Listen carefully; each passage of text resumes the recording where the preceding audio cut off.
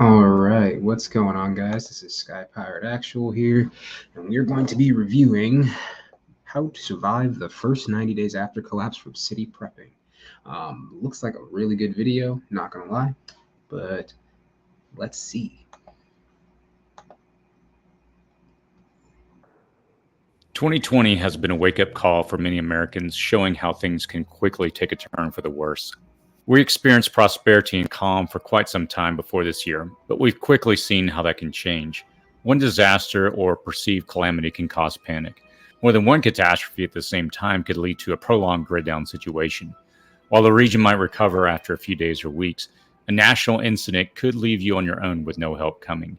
If a significant enough event were to occur that completely disrupted our supply chains and resources, the results would be catastrophic.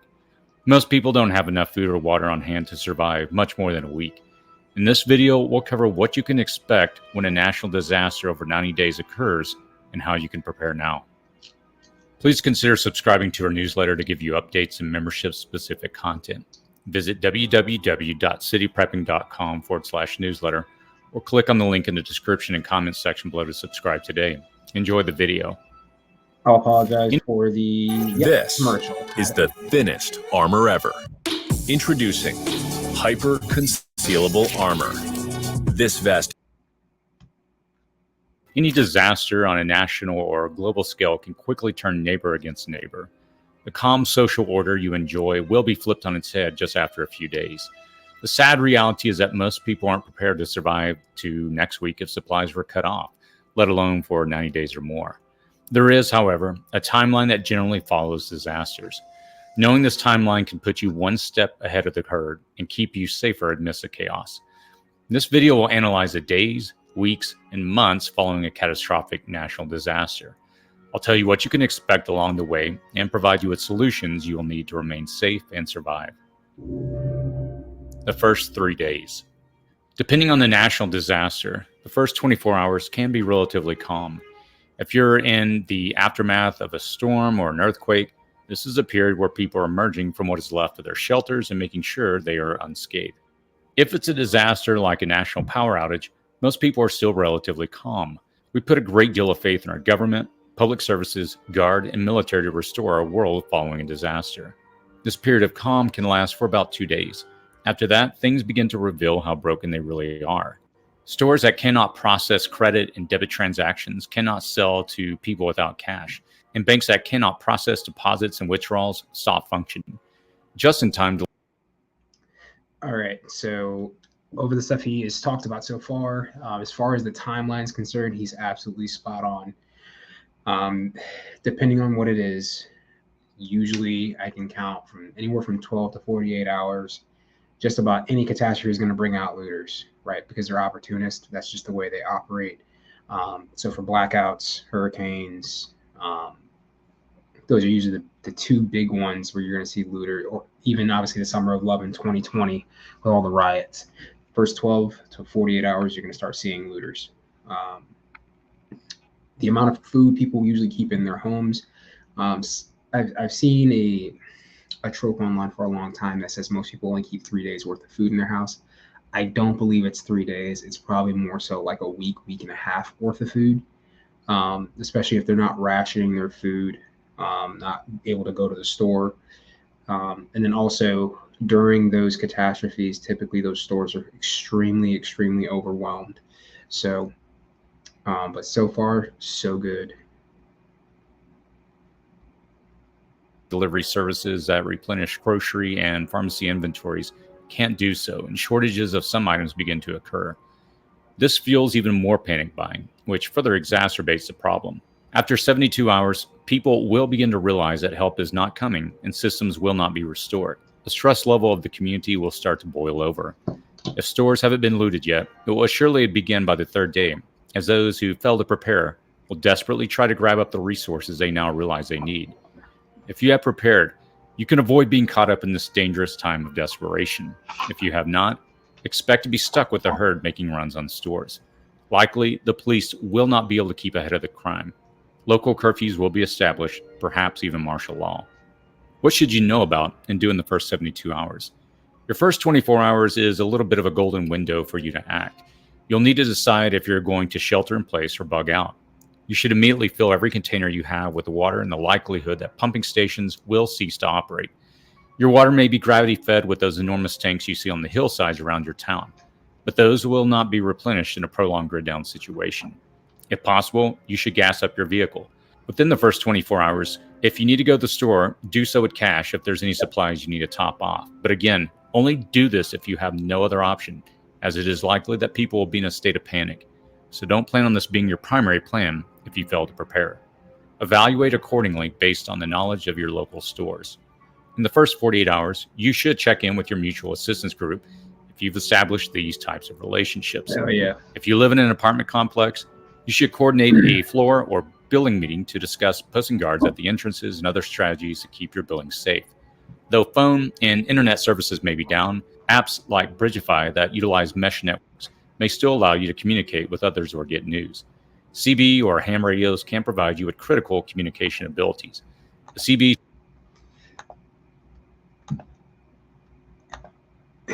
Yep. So just like I thought, the video is super spot on so far.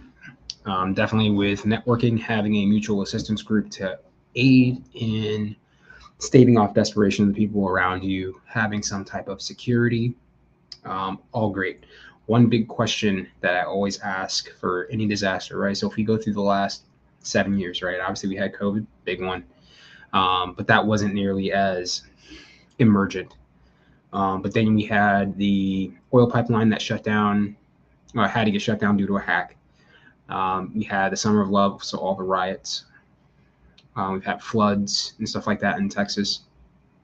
So the biggest question I always want to ask whenever it comes to certain types of collapses or events is it localized, regional, national, or global, right?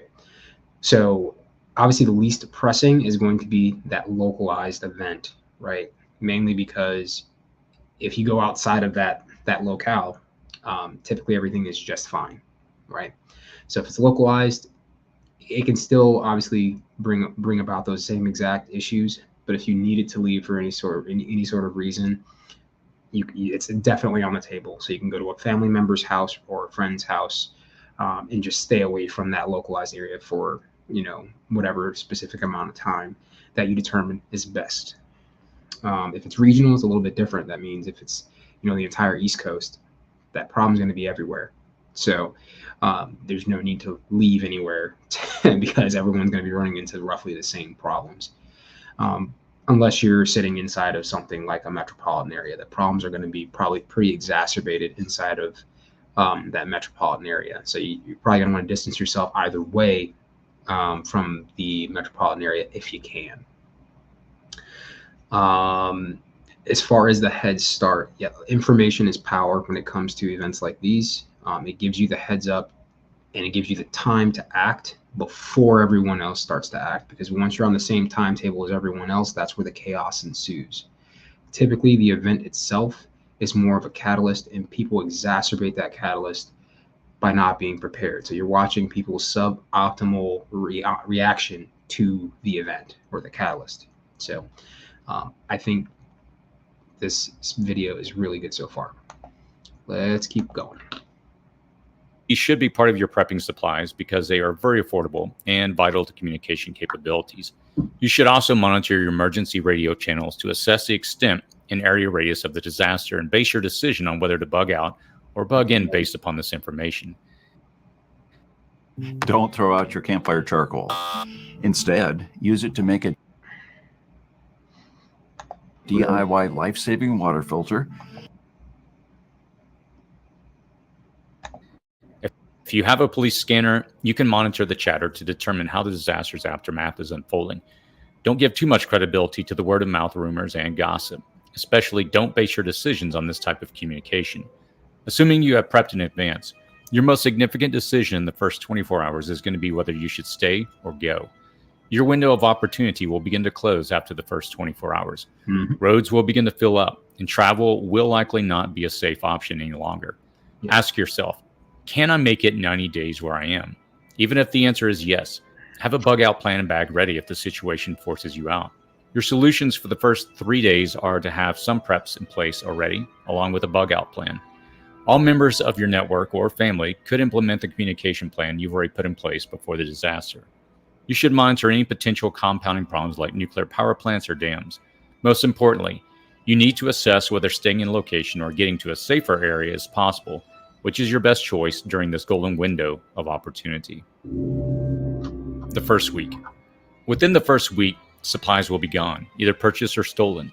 Medicines will begin to run out, and people with medicine-dependent lives will turn to hospitals for what they need. Hospitals may not be able to admit and help many people if their power cannot be restored. Police, medical, and fire services will be overwhelmed, and you cannot rely upon them. The declaration of martial law is very likely as governments attempt to keep the peace. As we saw this year, people will likely not accept martial law. Vigilante security groups will probably spring up in neighborhoods and communities. Clean water may cease to flow, and trash and human waste will begin to pile up. As sewage plants fill, municipal water supplies or local rivers may become contaminated. Natural gas and electricity will cease to flow. By the end of the first week, the levels of circulating cash will be very low, and bartered items like food, water, and durable goods will begin to rise in value. People will be either trying to leave populated areas or, for those stranded away from home when the disaster struck, they will just be arriving back to their city home if they decide to return home.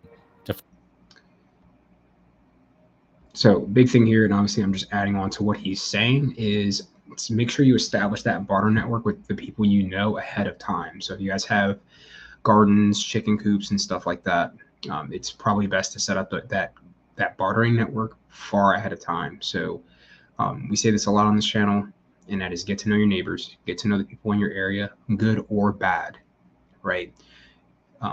Knowing the good people is great. Knowing the bad people is better, right? Because the people that can pose a potential problem or issue or danger, it is important to identify that extremely soon, if not already have that. So if you don't have an area study of some sort, we can map out those things. I would definitely consider that you get a area study going. The book, the Area Study Handbook by Mike Shelby, is a good plug for this. So if you don't have it already, head over to Gray Zone Activity, snatch yourself a copy, and start your own area study. I cannot say this enough.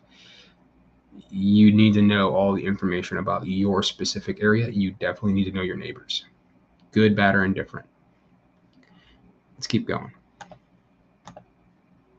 Find that the landscape has changed considerably. Remember, the golden window to either stay in place or bug out is really in the first 24 hours. 4 hours. After that, you're competing with a herd every step of your journey. Mm-hmm. Your solution for the first week is to take a mental inventory of your supplies and try to get all your family members or groups in one central defensible position. Do not share, even at community or building meetings, the extent of your supplies. If you do, your supplies will likely be taken and divided up by the second week. You'll need to use a large bucket and trash bags to remove waste from your living area. If it's more than just you, a 24-hour watch system at your home must be established. The night will bring the greatest conflicts, as desperate people will try to use the cloak of darkness to keep them hidden. Martial law or local police may still provide some protection during the day. No. Beyond just your home, know what is happening in your neighborhood and community.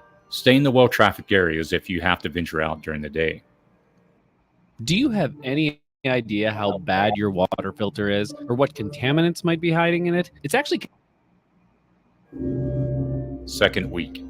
By the second week, crime, looting, and marauding will rise. Stores and pharmacies will have already been looted.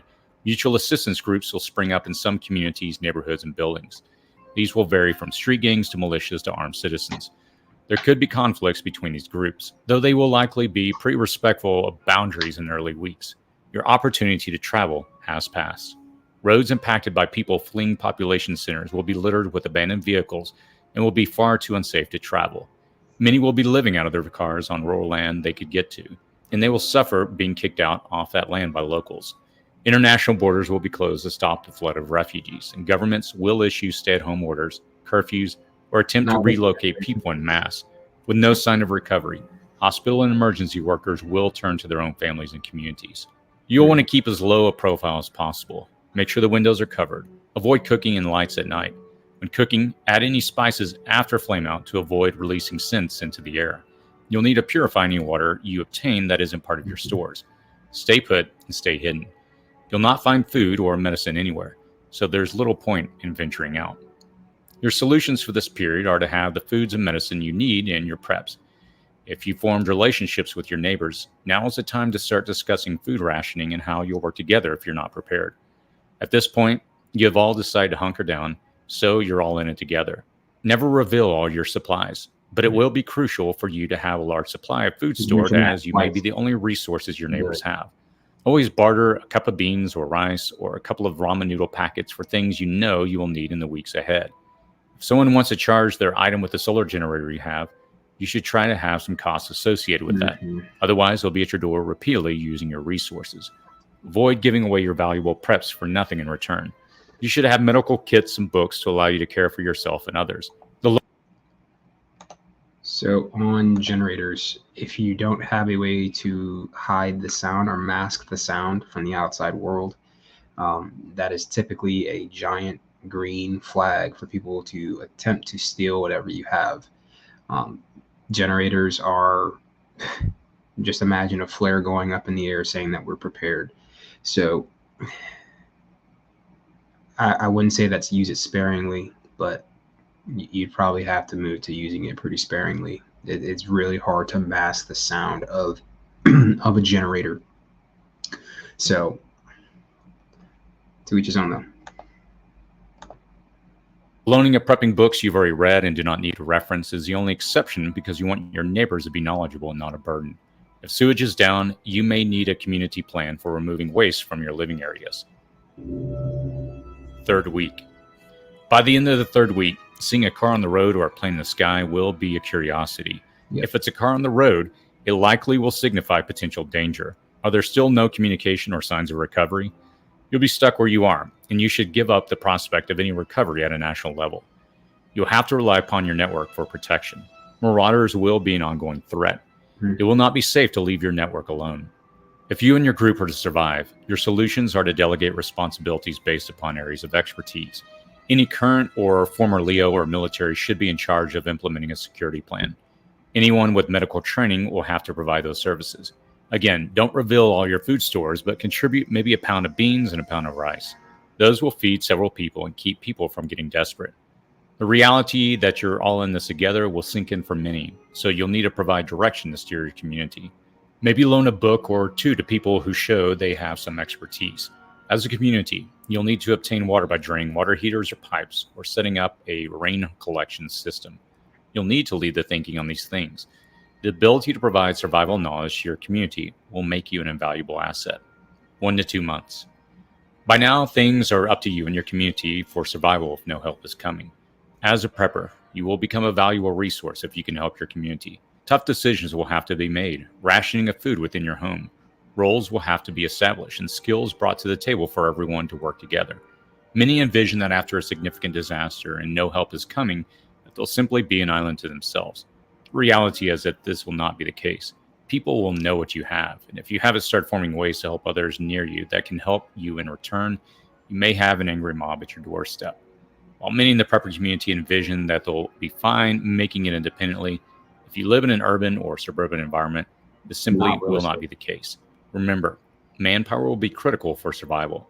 The notion of just sitting on a stockpile of food is simply not realistic, as others will figure out quickly who has food and who does not. It is in this moment that working with and not against your neighbors will enable everyone to survive. 3 months. After 3 months, it will be apparent that rescue isn't coming. Governments won't restructure. After such a long natural disaster, any government that shows up in your city will not be there in a friendly helping capacity. It will be more feudalistic, community against community, as they compete for natural resources and remaining resources. You're stuck where you are and may be subject to whatever jurisdiction rule holds the most power. You'll likely no longer be in a populous area. Either you left or they left. The death toll from a prolonged SHTF situation can only be estimated, but even in the low estimates, fully 1/3 of all the people will not survive in the first 90 days. Gone will be the elderly and anyone with a significant medical condition, those receiving medical treatment, or anyone in fragile health. Expect others to die from violence, starvation, dehydration, illness, travel, and exposure to the elements. The reality is that most people can't walk 10 miles, find food or water, or have the knowledge and skills to survive outside the fragile systems they rely upon. The world will look very post-apocalyptic, and either small communities will band together and rebuild by sharing labor, knowledge, and resources, or it will remain very fragmented. By now, you contribute something to the sustainment of your network community. Your community may have established trade or alliances with other communities. As much as it is common to think that as a prepper, you'll be able to go it alone, the reality is that you'll need a community to survive unless you're completely off-grid in the wilderness. For most preppers, that type of wilderness survival isn't a possibility. For most, survival will depend on the cooperation of others. Understand how it breaks down to understand how to survive. There will be no electricity, no water, no hospital, no government, dead telephones, and no internet in a prolonged grid-down situation. Know your location and assess your place before you find yourself in such dire straits. Ensure you have paper maps and know the areas of nuclear power plants and dams which may also fail. Knowledge is power, so having police scanners, radios, television, CB radio, ham radios, and some word of mouth will be critical. Any information you can obtain from these resources will be useful. Running water will stop. Pump stations will stop. Gravity-fed water, those big tanks on the hills you see, will continue to flow for a while, but they will run out since they are not being replenished. Fill the bathtub and every container you have, as water flow may stop. Water heaters typically hold around 40 gallons of water, so you may need to tap this resource to sustain yourself. You'll need the absolute minimum of at least 90 gallons of water per person to get you through the first 90 days. That includes all drinking, washing, and cooking. You simply cannot survive on less than that. If feasible, strategize and implement a rainwater collection system. From day one, start rationing your food and water. Don't be a healthy fat person after people have suffered for a month. You will be alerting people. The same is true for cooking food. Make sure the scent isn't carrying, or you will attract others. You will need months of food. Most view this as caloric needs alone, but make sure you're looking at the nutritional qualities of the food. Understand that if you're hunkered down, you will not be burning a ton of calories. If you're on the move, you will be burning lots of calories, but will be unable to carry all the calories you need for a journey of a week or more. Ensure that you have 90 days of pet food on hand, and remember their water needs are different. They can drink rainwater without ill effect. Cash will only have an initial value. After the first couple of weeks, water, food, and durable goods will be of more importance. Bartering will hold more value in a prolonged or indefinite collapse. Supply chains will stop. The just-in-time delivery system with lean inventories will collapse relatively swiftly. Supply trucks will cease to deliver. Expect stores to be looted before the end of the first week. Take advantage of any supply handouts for appearance and necessities, but don't sacrifice your safety if they turn into chaotic mobs grabbing resources. Even if you don't need the food or water, you can trade for items you need like winter coats, blankets, or other critical items. Prepping for a national disaster that will last more than 90 days may seem extreme, but it should be your minimum goal. If you can survive the first 90 days after a collapse of that magnitude, you'll likely be able to survive the long haul and make it to the rebuilding phase. A return to the way things were before a collapse of that magnitude just isn't a possibility after 90 days. Survival is possible, but you'll inevitably have to rely upon your community and your networks. Apart from the items you've stored up, your significant assets will be your knowledge that you can bring to your community. Take a look at my other videos to understand the things you'll need. Set your prepping goals for a target of 90 days out. You'll find that the longer the time you can prepare for, the more your chances of survival increases. At each significant phase of the 90 days, a week out, 2 weeks out, etc., assess whether staying in location or finding someplace new is in your best interest. Likely, the window of opportunity is closed, but you'll find a caravan of people planning to move. Your best bet after the first week or two is to stay put. Please feel free to put any suggestions, tips, or information you have in the comment section below. If you enjoy this video, please click the like button and share it with your friends and family and community. If you have any comments or anything you'd like to share, please feel free to leave a comment. All right, so let's go ahead and full screen that. So that video was probably one of the better, honestly, I'd even venture to say probably one of the best illustrations of that specific topic. Extremely in-depth, concise. So some points I'm going to kind of go back over is understanding whether that event is localized, regional, national, or global. All right, that should help aid you in what direction you want to take, whether you're going to stay in place or if you're going to leave. So that's huge. That's going to be pretty much one of your number one things. So information is king there. Information is going to allow you to act a lot quicker in an informed fashion. Fitness, that's the baseline for literally everything. Fitness, skills, and community hit on that a lot. Community is literally going to be everything. It's going to be your security. It's going to be your way to access more food and supplies up the line. It's literally everything. That's the best way to protect yourself if you are to stay in place.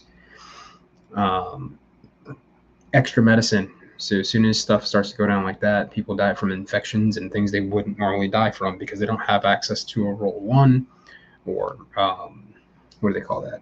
Emergency care, critical care, or yes. Learn about alternate water sources. So this is where your area study is going to come into play. And mind you, you're not going to be the only one that knows about it. So that's where the security part kind of comes into play, right? Especially if it's on someone else's land. So if it's on someone else's land and it's not state-owned land, you can assume that it's going to be contested. Ways to purify your water, he hit on that really good. Catadine, Grail, there's a bunch of good systems out there. Canna has a pump, but it filters out. It doesn't filter out like microorganisms though, so you're still going to need to purify and or boil that water or both. And for the cooking part, so yes, after a significant amount of time post-event, people's senses are extremely sensitive, so they will absolutely pick up on scents that they wouldn't normally probably be able to pick up on. So all in all, I think that video was a smash hit. I think he nailed everything from timeline to actions on if you don't leave. The 24-hour rule, honestly, it might even be less than that, but I'll say 24 hours is a good benchmark. Honestly, I'd say within 12 hours, you need to be fucking moving, especially depending on where you are geographically. So if you're in a place like Florida where there are limited ways in and out, you need to move sooner rather than later.